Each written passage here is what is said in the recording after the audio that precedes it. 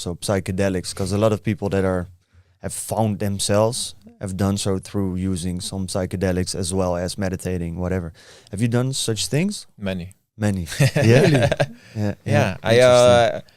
If you have a sober mind and you're clinically well, I recommend everybody go through a journey of the medicine of mushrooms. The mushrooms? Yes, Did absolutely. you also try like LSD?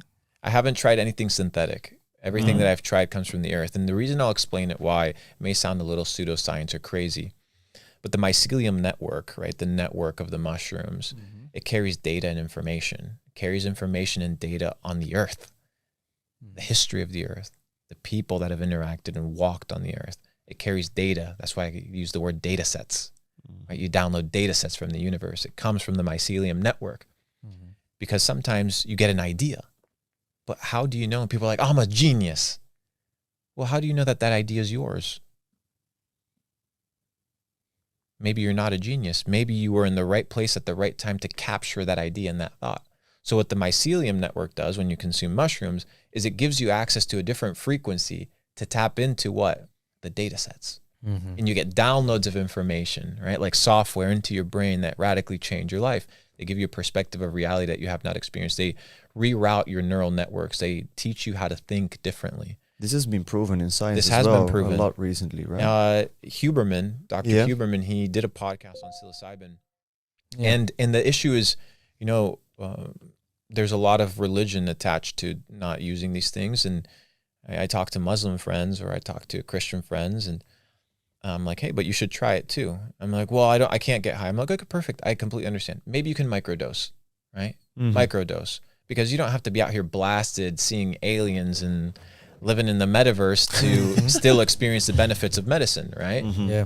Because once again, this idea of abusing things can often happen, right? But you can't be afraid of not experiencing life, right? And that's what it goes back to, experiencing life.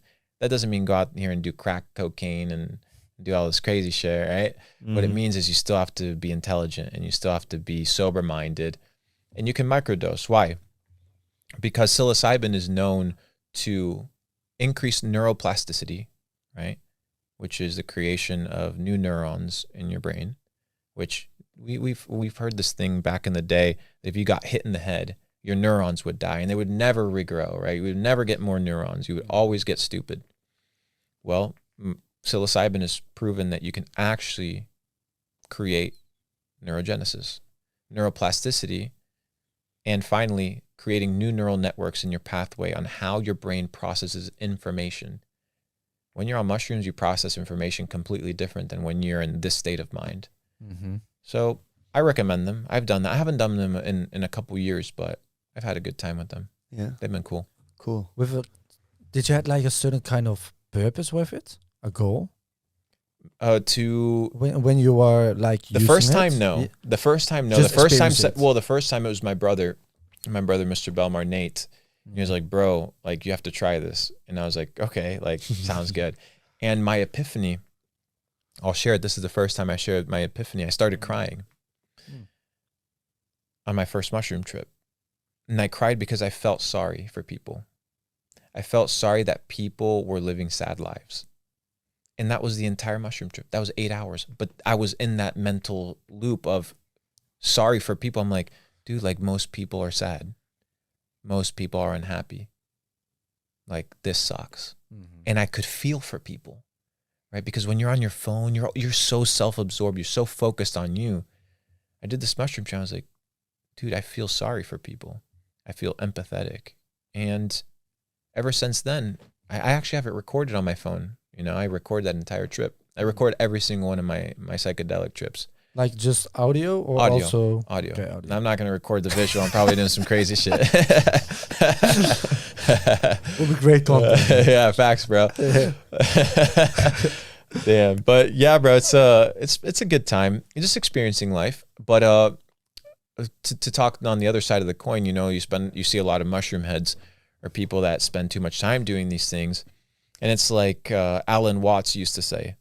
Alan Watts said, to look through the microscope is important, but sometimes you have to stop looking through the microscope and realize and spend time thinking about what you saw, right? And people live in a psychedelic state. They have no time to sober up and really spend time meditating upon that which they've seen.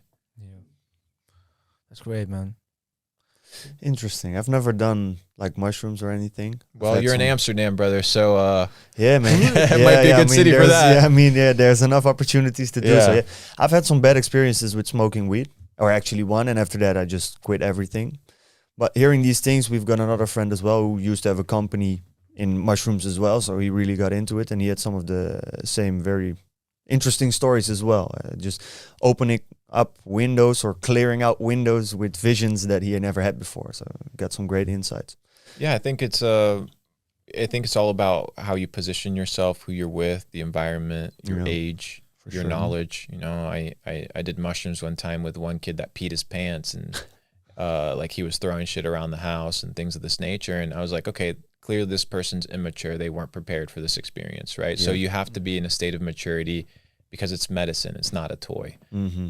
It's powerful and it should be treated that way.